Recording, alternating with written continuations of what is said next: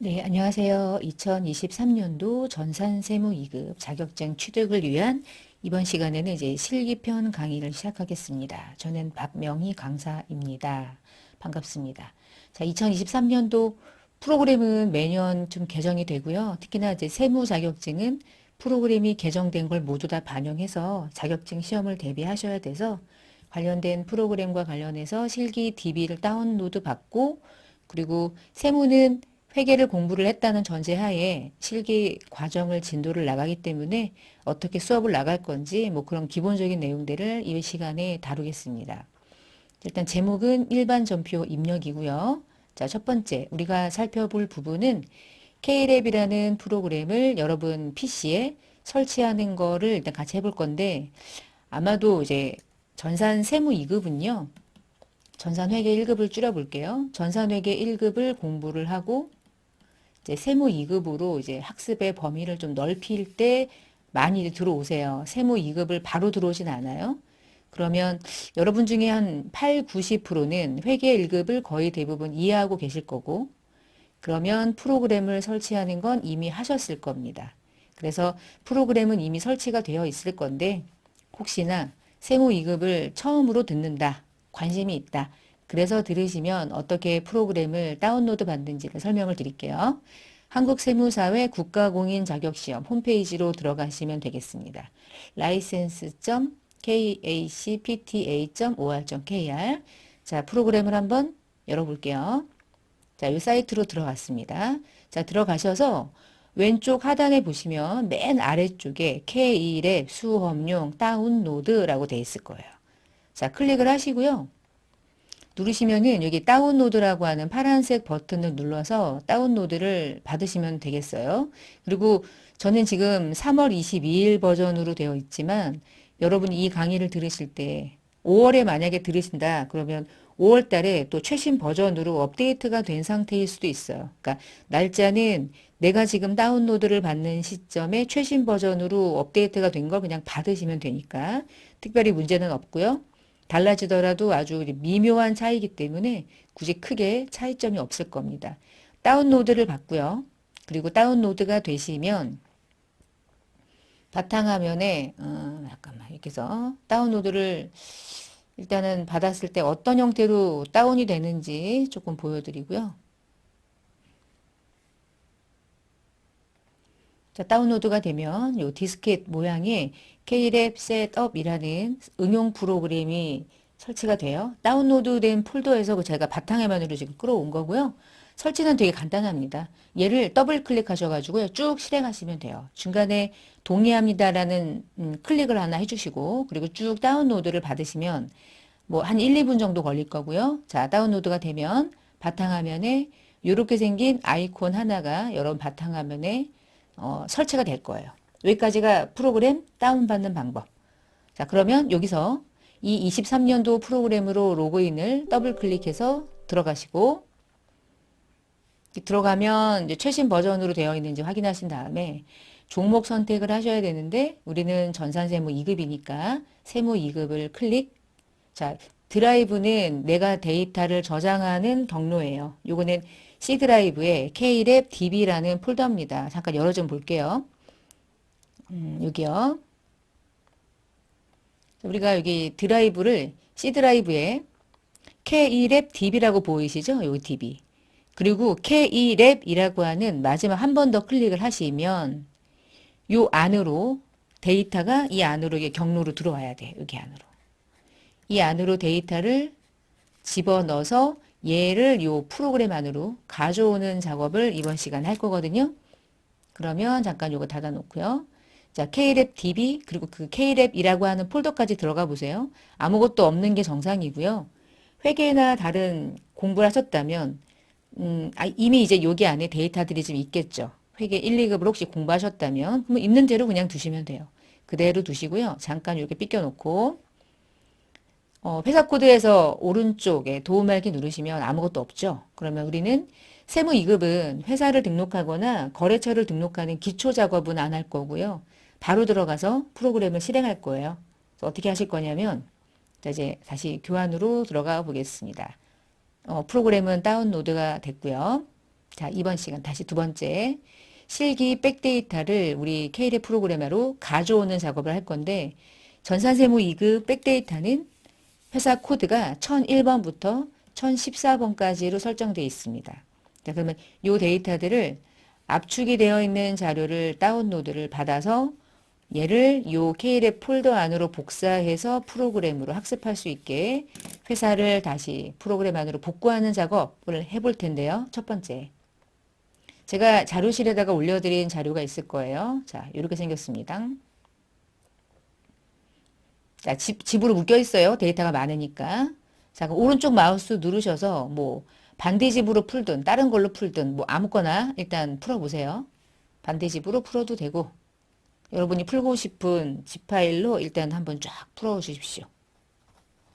아, 간지러. 자, 그러면 지금 풀면 이렇게 생긴 문서 안으로 이제 데이터가 풀렸죠? 그러면 R집은 삭제하시면 되고요.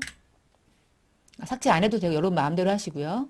자, 요 안에 있는 자료를 한번 열어볼까요? 더블 클릭하시고 이 안에 1001번부터 1014번까지 자료들이 있는데 이게 1001번 회사, 1002번 회사 우리가 요 14개 정도의 자료를 가지고 일반 전표 입력, 그 다음에 부가가치세 매입 매출 전표, 그리고 부가가치세 신고하는 거, 그리고 마지막에 연말정산 소득세 신고하는 거 다 이 자료들을 가지고 할 거예요.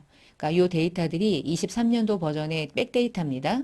자, 어떻게 하시냐면 요걸 이렇게 놓고요. 아까 여러분 그 C 드라이브 열어놓은 거 있었죠? 이렇게. 자, 여기 좀 찍어 놔 볼게요. 자, 요 C 드라이브 K랩 DB, K랩 요 안으로 우리가 지금 다운받은 자료를 요 안에다가 저장할 겁니다. 뭐 저장하는 건 어렵지 않으시니까 자, 해볼게요. 요 안으로 붙여넣기 할 겁니다. 자, 왼쪽에 1001번부터 1014번까지를 한꺼번에 잡으신 다음에 복사하면 되겠습니다. 오른쪽 눌러서 복사하기. 복사하시고요. 자, C 드라이브, K랩 DB, K랩 폴더 안에 이 영문으로 되어 있는 이 폴더들은 삭제하시면 안 돼요. 그렇게 하면 날아가니까 그렇게 놓고 여기다가 오른쪽 마우스 눌러서 붙여넣기. 그러니까 우리가 작업하고자 하는 회사들은요. 어떤 폴더 안으로 들어가야 되냐면 C 드라이브, K랩 DB, K랩 그 안에 1001번부터 1014번까지의 데이터가 이 안으로 들어와야 돼요. 그래야지 프로그램이 얘를 읽어요. 그러면 아까 다운받았던 실기 데이터는 닫으시고 지금 이 안으로 데이터를 저장했습니다. 자, 그러면 저장한 데이터를 어떻게 프로그램으로 끌고 오느냐. 자, 이제 잘 보시면 여기서 그냥 프로그램 들어가지 마시고요. 우측 하단에 보시면 회사 등록이라는 메뉴를 열어주신 다음에 회사 등록을 열면 지금 아무것도 없지만 우리가 이 데이터를 프로그램으로 가져오는 방법은 늘 이걸 누르셔야 돼. 회사 코드 재생성. 자, 회사 코드 재생성을 눌러주시면 순식간에 들어오죠. 눈 깜짝할 사이에 짜라락 들어오는 거 보이시죠? 회사 코드 재생성을 누르시면 방금 전에 C 드라이브에 있던 데이터들을 여기 있죠? 아까 C 드라이브, K랩 DB, K랩 요 안에 있는 데이터들을 우리 회사 코드 재생성을 누르시면 이 K랩 폴더 안으로 프로그램 안으로 자연스럽게 연동돼서 읽어와요. 여기에 있는 걸 끌고 온 겁니다. 여기에 있는 걸 끌고 오게 하는 방식은 마지막에 회사 코드 재생성을 반드시 하셔야 돼요. 똑같이 하시면 돼요. 뭐 동영상이니까 하나 눌러놓고 잠깐 끄고 하나 눌러놓고 잠깐 끄고 그리고 C 드라이브, K랩 DB, K랩 잘 찾아서 K랩 DB 안에다가 넣으면 빵 K랩에서 K랩까지 들어가셔야 돼. 요 안에다가 집어넣으시고 마지막에 프로그램에서 회사 코드를 열려서 회사 코드 재생성 됐죠? 자, 그러면 1001번부터 1014번까지가 우리가 연습할 DB가 되겠습니다. 그러면 C 드라이브 열어놨던 거 그냥 닫으시면 되고요. 자, 여기까지 오셨죠? 됐어요? 자, 끝났습니다. 지금 실기 데이터 설치했어요. 자, 우리가 세무 2급 시험을 볼 때는 실기와 관련된 점수 배점이 총 70점인데 어떤 형태로 점수 배점이 구성되어 있냐면 우리 일반 전표 입력에 전표 입력하는 문제가 5문제씩 3점씩 배점이라서 15점이 배점이에요. 그러니까 얘는 분계를 잘해야 돼요. 차대변에다가 분계하는 거 있죠? 두 번째, 부가세는 10% 영세율 면세로 구성되어 있고 증빙이 다양하죠. 매입 매출 전표를 입력하는 문제가 동일하게 5문제 3점씩 해서 15점이 100점이에요. 중요합니다. 이거는 결국 부가세도 이해해야 되지만 분계까지 잘해야지만 한 문제의 점수를 가져갈 수 있죠. 그리고 세 번째, 여기까지는요. 전산회계 1급하고 똑같아요. 근데 분계가 나오는 범위가 조금 넓어질 수 있다는 거죠. 자, 그 다음에 세 번째는 부가가치세와 관련된 다양한 신고서들이 있는데 그 신고서를 직접 작성하고 전자신고하고 그러는 문제로 10점이 100점인데요. 대부분 세 문제 정도가 나오는 것 같아요. 뭐 4, 3 뭐 이렇게 나온다거나 뭐 다양한 형태로 해서 10점 부가세 문제입니다. 얘는 그러니까 재무회계나 소득세하고는 전혀 관계없는 부가세 실무 문제. 자, 네 번째. 결산을 수행하는 문제가 5문제씩 3점 100점에서 15점. 결산이니까 재무회계의 연관이죠. 그러니까 일반 전표 입력과 결산 문제는 이어져 있는 거예요. 재무회계가. 그래서 데이터들이 여기까지는 다 연결돼 있어요. 여기까지. 재무나 부가세는 연결되어 있는 거죠. 부가세 매입을 하면 돈이 나갈 거고요. 돈이 나가면 일반 전표에 입력한 건 아니지만 결국은 결산에 반영되니까. 자, 여기까지가 점수고 마지막에 이제 원천징수라고 하는 메뉴로 15점짜리 점수가 나오는데 뭐 하나가 5점이면 하나가 10점. 요 10점짜리 큰 덩어리 점수가 연말정산을 직접 수행하는 문제가 되겠습니다. 연말정산 수행 문제. 자, 이렇게 해서 점수가 토탈 다 더하시면 70점이 되는 거예요. 전산세무는 70점을 맞으면 합격이잖아요. 그러니까 실기를 다 맞고 객관식 이론 문제를 다 틀려도 70만 되면 되거든요. 근데 그 70 맞추기가 실기를 70점을 다 점수를 100점 만점 하기에는 뭐 군데군데 좀 난이도가 있는 것들이 있으니까 아무래도 좀 상세하게 공부를 해야 될 필요가 있고요. 저는 실기 과정은 재무회계 같은 경우는 차대변에 대해서 회계 처리하는 걸 이미 알고 있다고 저는 이제 이해는 한 상태에서 기본적으로 분계하는 다양한 방식 그리고 회계 1급보다 세무 2급이 어려운 이유는 회계 처리가 나오는 문제 자체가 난이도가 조금 더 높은 편이니까 그런 중심의 문제 풀이를 하면서 시험을 대비하기 위한 과정으로 진도를 나갈 겁니다. 자, 그러면 메뉴를 좀 하나씩 볼 건데요. 기초정보관리라고 돼 있으니까 프로그램을 좀 열어봐야 되겠네요. 자, 방금 전에 우리가 프로그램을 다 회사 등록해서 백데이터를 가져왔으니까 이제 회사 코드에서 오른쪽에 도움말키 눌러보시면 1001번부터 1014번까지 데이터가 열리죠. 자, 이 중에서 1001번으로 선택하고 들어가시면 되겠습니다. 일단 들어가 볼게요. 자, 얘가 제목에서 말하는 게 기초정보관리인데 기초정보관리가 이제 이걸 얘기하는 거죠. 회사 등록, 거래처 등록, 계정과목 등록, 환경 등록. 그리고 우리가 이제 회계 처리할 때 차대변에다가 전표를 입력하는 게 일반 전표 입력. 그리고 부가세 거래만 입력하는 문제가 매입 매출 전표 입력이죠. 그리고 전년도 재무제표를 만드는 게 이 하단에 있고요. 자, 여기까지 잠깐 정리해 볼게요. 전산 세무는요. 거래처를 등록하거나 계정 과목을 등록하거나 환경 등록이나 회사 등록에 대한 문제는 뭐 안 나옵니다. 전년도 재무제표 안 나옵니다. 그냥 바로 일반 전표하고 매입 매출을 입력해요. 그리고 얘가 결산 자료에 반영될 거고 결산 자료에 반영되겠죠. 자, 이런 식이에요. 자, 고정자산 등록 나올 수 있어요. 나머지는 필요 없죠, 사실은. 어음관리 없습니다. 데이터 관리는 이미 했어요. 끝났죠? 장부 관리는요, 다양한 장부들이 있는데 전산회계 1급 같은 경우는 장부를 열어서 조회하는 문제가 3점씩 해서 9점이나 되는데요. 전산세무는 장부를 조회하는 문제는 아예 안 나와요. 회계 때 했는데 뭘 또 내요. 지금 아까 문제 보셨죠? 장부는요. 여러분이 필요할 때 볼 수만 있으면 돼요. 장부 관리를 구체적으로 시간을 할애해서 공부하실 필요가 없어요. 그러면 이 중에서 여러분이 재무회계 파트에서 이게 지금 재무회계잖아요. 재무회계, 회계관리 메뉴에서 여러분이 직접적으로 잘 수행해야 될 메뉴는 사실은 얘고요. 얘고요. 그리고 얘. 끝. 그리고 이제 얘네들은 이제 이번 연도 재무제표가 되겠죠.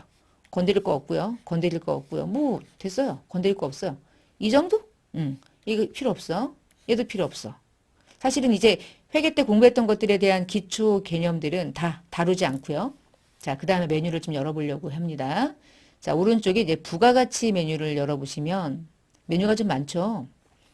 우리가 앞에 메인 매출 전표 입력했던 거 있잖아. 메인 매출 전표. 그게 여기에 이제 다 연동돼. 메인 매출 전표는 부가가치세하고 연동이 되거든요. 데이터가. 여러분 시험에 부가세 신고서 그리고 아래쪽에 신용카드 주고받은 직계표, 공제받지 못할 거, 대손세액공제, 부동산 임대, 수출 실적 명세서, 의제 매입세액, 재활용, 건물 등 감가상각 명세서. 제가 지금 표시해 드린 것, 요 표시해 드린 것 중에 시험에 나오는 거예요. 아, 그리고 이거 하나, 전자신고. 이렇게. 제가 이제 표시해 드린 것 중에 시험 문제로 세 문제가 나오는데요.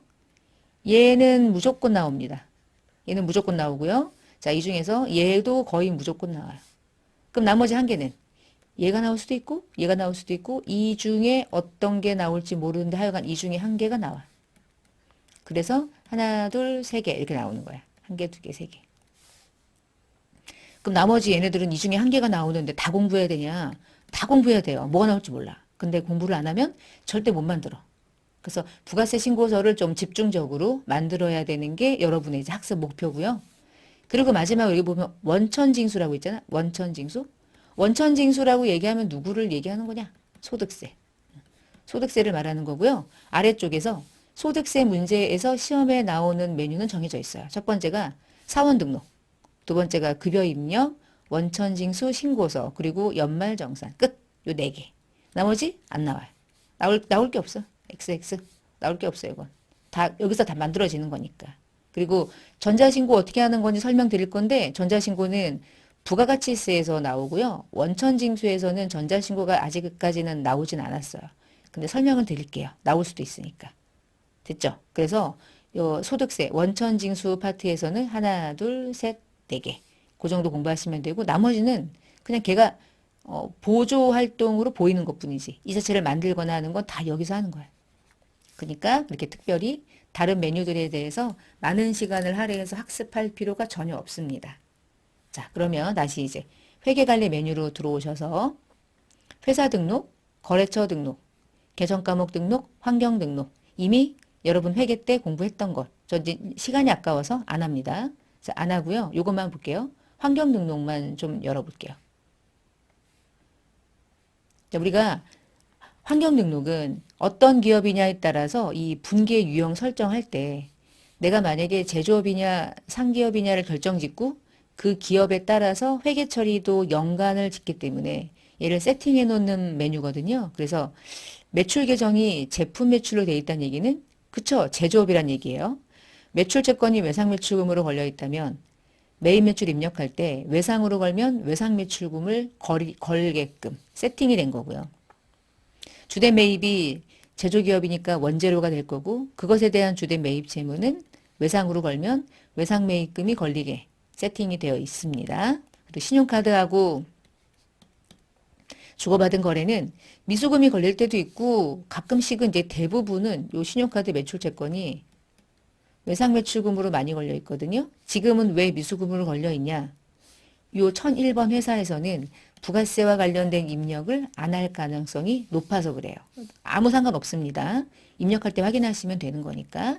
그래서 환경등록은 여러분이 부가세 입력할 때 자동으로 회계 처리에 영향을 미치게 할 수 있도록 자동으로 반영하는 메뉴고요. 시험을 볼 때는 항상 이렇게 세팅이 되어 있어서 여러분이 수정하거나 건드리실 필요는 없어요. 그냥 그렇게 생겼을 거야. 닫고. 환경등록. 자, 그 다음에 전년도 재무제표는 제조원가 열어서 손익에 간 다음에 손익에서 잉여금 열고 마지막에 재무상태표 같은 거 있죠? 그냥 알고 계시면 돼요. 시험에 안 나와요. 거래처별 초기월도 이미 끝났어. 우리는 공부할 필요가 없어요. 그래서 일반 전표 입력부터 이제 시작할 건데 자, 일반 전표 입력은 부가세랑 관련이 없는 것만 넣어요. 부가세랑 관련이 있는 것들은 메인 매출 전표에다가 별도로 입력을 하죠. 여기다가. 왜 그러냐면 메인 매출 전표에 입력한 것들이 다 요 부가가치세 신고서에 반영되거든요. 근데 일반 전표에 아무리 전표를 잘 넣어도 일반 전표에 입력하는 내용들은 재무제표를 만드는 데 영향을 미치지만 부가세 신고서를 만들 때는 하등에 영향을 미치질 않아요. 그래서 부가세랑 관련이 있는 전표는 메인 매출 전표. 부가세하고 전혀 관련이 없는 거는 일반 전표. 입력은 다음 시간에요. 자료를 가지고 구체적으로 해볼 거고 이번 시간에는 메뉴들만 좀 간단하게 훑어보는 시간입니다. 데이터 잘 열어놓으시고 다음 페이지 우리가 계정 과목에서 이제 입력을 할 때 이렇게 적요 입력하는 거 있잖아요. 제가 한번 연습을 간단하게 한번 넣어볼게요. 자, 일반 전표에서 날짜를 며칠을 넣을까요? 3월 3일 한번 넣어볼까? 뭐 아무거나. 자, 우리가 차변에다가 뭐 예를 들어서 뭐를 넣을까요? 뭐 복료생 보통예금을 넣어볼까요? 자, 이렇게 넣을 때 여기 적요 있잖아요. 여기 적요 조그만 박스 떴을 때. 근데 이 적요에 갖다 이 적요가 무슨 번호를 넣어서 자동으로 내용을 적요라는 게 오늘 돈이 나간 내용에 대한 어떤 거래, 돈이 들어온 내용을 입력하는 건데 적요는 시험 볼 때 1번부터 막 8번, 어떨 때는 9번, 어떨 때는 3번 이런 식으로 이 계정에 맞는 적요들을 세팅해 놓은 거를 갖다가 이제 코드로 거는 건데 이 적요 중에 시험 볼 때는 어떨 때만 이 적요를 쓰냐? 적요는 아무 때나 쓰지 않아요. 그러니까 보통 예금으로 거래가 되는 것들은 아예 적요를 쓰지 않고요. 어떨 때만 쓰냐면 일반적으로는 제품이나 원재료나 상품이라는 재고 자산을 타계정으로 대체해서 사용했을 때 그때 우리가 8번 타계정 거는 거 아시죠? 자, 그럴 때 거는 거예요. 그리고 나중에 공부하겠지만 부가가치세와 관련해서 의제매입세액을 공제받을 때도 적요상 6번의 의제매입세액이라고 하는 메뉴에 자동으로 반영할 수 있게 입력을 해요. 그래서 적요는요. 특별하게 제가 언급을 하지 않는 한 적요는 생략입니다. 시험 볼 때. 적요를 굳이 입력하지 않아요. 그래서 적요는 입력하지 않는다. 타계정 대체랑 뒤에서 나중에 의제매입세액이라는 부가세 공부할 때 그때 이제 영향을 미칠 거예요. 이게 무슨 얘기냐면 잠깐 메뉴를 이렇게 계정 과목 및 적요 등록 열어볼게요. 적요는 결론 재고자산에서만 하는 거야. 자, 원재료에다 갖다 놔볼까? 원재료. 여러분 원재료에 갖다 놓으면 이 원재료와 관련된 적요가 이제 우측에 보이잖아요. 뭐 현금 적요, 대체 적요는 필요 없고요. 우리가 지금 얘기하려고 하는 건 요거거든요. 고정 적요. 현금으로 거래했을 때 원재료를 현금으로 결제했는지 우리 이런 것까지는 안 걸어요. 됐어. 이건 안 걸어.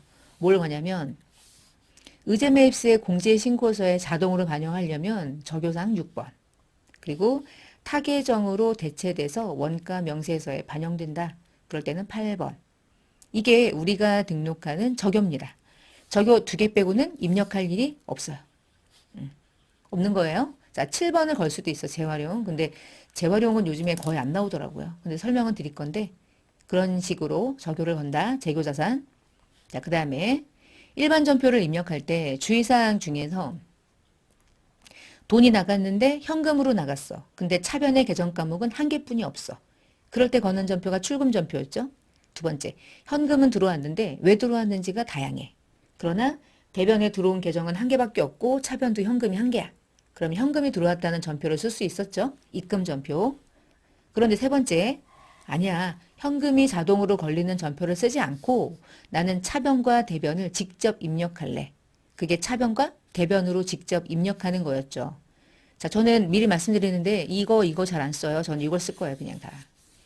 예를 들어서 현금이 100만 원이 들어왔는데 예를 들어서 뭐 이자 수익이 들어왔다. 그러면 차변의 현금, 대변의 이자 수익이니까 차변의 현금이 들어왔으면 이 자체를 입금 전표로 걸어버릴 수도 있잖아요. 근데 저는 입금 전표 안 쓸 거고요. 얘를 차변이라고 입력할 거고 얘를 대변이라고 입력할 거예요. 그렇게 입금 전표나 출금 전표를 입력해서 전표가 빨리 되는 것보다 중요한 건 정확하게 입력하는 게 중요해. 차변과 대변을 출금과 입금 전표를 쓰면 이게 어느 쪽에 현금이 걸렸는지 헷갈릴 때가 있어. 순간적으로. 여러분 다 인간이니까. 내가 언제나 다 외우고 실수를 안 하면 좋은데 하여튼간 은근히 실수를 많이 하잖아요. 그럼 그 실수를 줄일 수 있는 방법은 에이, 난 이거 안 써. 차변, 대변 쓸래. 차변에 현금 거는 거 어려운 거 아니고 대변에 현금 거는 거 어려운 거 아니잖아요. 저는 차대변으로 입력을 하겠습니다. 전표를 입력할 때. 예. 자, 아까 요거 보통예금 입력했던 거 지금 요 1001번이 데이터를 가지고 입력을 할 그 백데이터라 요 100만 원짜리 입력한 거 삭제할게요. 삭제해 보세요. 어떻게 하시면 돼요? 자, 라인에 갖다 놓고 위에 버튼 삭제키 누르거나 F5를 누르거나 삭제해서 한 줄을 날리는 거죠. 그럼 삭제가 된 겁니다. 응. 삭제했으니까 원상태가 된 거죠. 지금 보시면 3월 3일자만 해도 이미 입력되어 있는 전표들은 입금 전표, 출금 전표 돼 있는데 입금 전표라는 개념의 특징은 차변 현금이라는 거죠. 이게 갖다 놔야지 전표가 보이거든요. 입금이야. 차변 현금이야. 그치? 그럼 5,500. 요 한 줄이 한 전표인데 얘를 아래쪽으로 보면 현금이 차변에 5,500이 걸리고 대변에 보통예금이 5,500이 걸리고 이런 전표죠. 보통예금에서 인출해가지고 현금으로 넣었다. 그런 건데 입금 전표라는 전표를 안 쓰고 차변의 현금, 대변의 보통예금 그렇게 전할게요. 자, 먼저 이거 말씀드리고요. 그 다음 계정 과목을 입력할 때 코드가 여러 가지가 나올 때가 있잖아요. 그래서 지금 보시면은 요 수수료 비용도 마찬가지인 게 여기다 놓고 조회만 해볼게요. 수수료 비용이 이렇게 제조원가, 도급원가, 분양원가, 운송원가, 판관비, 얘는 판매 수수료, 수수료 수익, 그리고 수수료 비용 이렇게 뜨는데 여기서 우리가 900번대 수수료 비용을 언제 적었었는지 우리가 이 중에 안 쓰는 계정 과목 한번 정리해 볼까? 얘 안 쓰죠? 얘 안 쓰죠? 얘 안 쓰죠? 나머지는 쓸 수도 있어. 그치? 그러면 이 중에서 500번대는 어떨 때 쓰냐? 제조원가로 분류되는 수수료 비용이라는 원가 계정일 때 500번대가 원가 계정이죠. 그리고 두 번째가 판관비 계정이고요. 우리 은행 가가지고 돈 이체해도 판관비잖아요. 그쵸? 그 다음에 마지막 여기요. 900번대. 요 900번대. 요 900번대는 언제 쓰냐? 요거 기억나세요? 그치? 단기 매매 증권을 취득할 때 부담하는 수수료일 때. 그때 한 번 딱 영업의 비용에 해당하는 계정이죠. 그래서 900번대 코드가 전부 다 무슨 비용이냐? 영업이랑 관계없는 비용일 때 900번대 코드를 사용하죠. 여러분이 계정 과목이 500도 있고 800도 있고 900도 있고 왜 900이냐? 걔를 어느 비용으로 처리할 거냐? 구분해야 되니까. 모든 계정 과목이 다 대부분 비용으로 인식되는 계정 과목은 동일한 이름이 여러 가지가 있었다는 것도 기억을 해주셔야 되겠다. 그치? 자, 그리고 이제 거래처 등록하는 부분이요. 우리가 전표 입력할 때 거래처 등록하잖아요. 근데 거래처 등록은 채권 채무 같은 거 그런 것들은 전부 다 거래처를 거는데 만약에 내가 계정 과목을 이 회계와 관련된 계정 과목을 입력하고 그 계정 과목에는 굳이 거래처를 걸 필요가 없을 것 같은데 거래처를 걸었다 해도 큰 문제가 없잖아요. 그치? 거래처는 입력을 해야 되는 것만 해 라고 했지만 입력을 안 해도 되는 것에 대해서 거래처를 입력했다면 그것에 대해서는 큰 문제를 삼지 않으니까 거래처는 지금 화면에 쓰여 있는 모든 계정 과목은 웬만해선 다 걸어야 되는데 이거 아니고도 혹시 걸어야 되는 게 있다면 걸어도 좋아요. 예를 들면 이런 거예요. 제가 임차인인데요. 보증금을 현금으로 임대인에게 지급했대요. 그러면 이 문제에서 임차보증금은 누구에게 보증금을 부담했는지 내가 임차보증금을 나중에 만기가 됐을 때 누구에게 임차보증금을 돌려받을 수 있는지 그 누구를 거래처를 걸어야 할까요? 안 걸어야 할까요? 이렇게만 물어본다면 여러분 누구에게 받을 건지 중요하지 않아? 상대가 누군지? 상대가 대성건설이다. 그러면은 대성건설에게 준 돈. 나 대성건설에 나중에 계약이 만료되면 돌려받을 돈 걸어놓는 거 어때요? 거는 게 맞지 않을까? 시험에서 안 걸어도 돼 라고 해도 내가 걸면 뭐 문제 있어요? 걸어야 하는데 안 걸었을 때가 문제지. 거래처를 입력하지 않아도 되는데 내가 막 열심히 거래처를 입력하고 있어. 거기에 대해서는 전혀 문제가 없죠. 충실하게 회계 처리하고 있으니까. 근데 임차보증금을 어느 문제에서 거래처를 입력하라고 답이 나온 거야. 근데 나는 귀찮아서 안 넣었어. 그러면 안 되잖아. 그럴 수 있잖아요.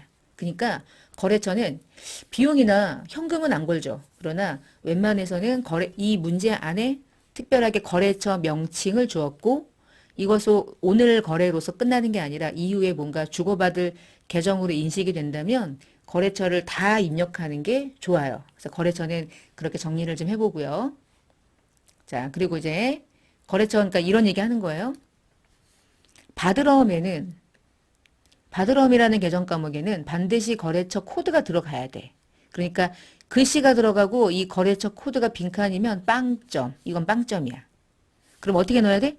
바드럼에는 세종상사라는 코드가 들어가야 돼. 근데 얘가 이 입력을 한 사람이 보통예금에도 세종상사를 걸어버렸어. 매출채권 처분손실에도 걸었어. 바드럼에도 걸었어. 그럼 어떠냐고요? 문제 있다고요? 없다고요? 100점이라고요. 매출채권 처분손실에 세종상사 원래는 안 걸어요. 그런데 걸어. 괜찮아. 시험에서 점수를 매길 때는 바드럼에만 세종상사가 걸려있으면 돼. 보통예금과 매출채권 처분손실에 거래처가 걸려있는 건 걸려있든 안 걸려있든 점수 채점과 무관해요. 그러니까 냅둬요. 아무도 뭐라고 안 해요. 그러니까 걸어야 하는 건 걸고 안 걸어야 되는 건 안 걸어도 되는데 굳이 걸지 않아야 되는 계정 과목에 거래처를 걸었다고 해서 점수에 영향을 주지 않는다. 아무 문제 없다. 그리고 제가 늘 말씀드리는 게 불안하면 다 걸어라. 불안하면 걸어라. 그러면 걸었기 때문에 거래처 때문에 점수에 영향을 반영이 될 건 없을 테니까. 거래처. 자, 그리고요. 계정 과목 조회할 때 대손중단금, 감가상각, 누계 이런 계정 과목들의 특징은 어느 채권의 차감 계정인지 이거 중요하죠. 이거. 그러니까 얘를 먼저 봐야지. 바드럼의 차감 계정, 공사미수금의 차감 계정, 미수금의 차감 계정. 얘는 미수금이랑 관계 있는 거. 얘는 바드럼이랑 관계에 있는 거. 얘는 외상매출금이랑 관계에 있는 거. 동일하게 건물이랑 관계에 있는 누계, 구축물을 차감하는 누계, 기계의 누계, 차량 운반구의 누계, 누계이든 대손충당금이든 어떤 자산의 차감 계정인지 반드시 참고사항에 있는 계정을 먼저 보고 그 선택을, 계정 과목을 차감 계정으로 선택한다는 거. 이런 것도 좀 중요하죠. 자, 이제 마지막으로 동일한 계정 과목이 있어요. 매도 가능 증권하고 만기 보유 증권이 있는데 매도 가능 증권은 계정 과목이 두 개가 줘야 되는데 하나는 1, 2, 3이고 하나는 1, 7, 8이에요. 만기 보유 증권도 마찬가지예요. 똑같은 이름이고 자산인데 두 개가 나눴다. 그러면 위에 코드는 유동을 의미하고요. 밑에 있는 코드는 비유동을 의미하는 거야. 동일해. 그래서 단기성인데 유동으로 가야 되는 매도 가능 증권 있을 수 있잖아. 그리고 장기면 당연히 178일 거고 1, 2, 4로 가는 사채, 만기 보유증권 있을 수 있잖아요. 그죠? 만기가 1년일 수 있으니까요.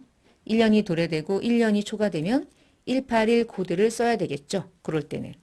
자, 그래서 지금 보고 계시는 내용들이 나중에 전표 입력할 때 코드 때문에 고민하면 안 되는 것들 잘 정리하시고 마지막으로 아까 말씀드린 것처럼 입금 전표, 출금 전표는 현금이 자동으로 걸려서 저는 웬만하면 선택은 본인이 하니까 제가 선택한 방식은 차변은 3번이고 대변은 4번이라는 방식으로 모든 전표를 입력하겠습니다.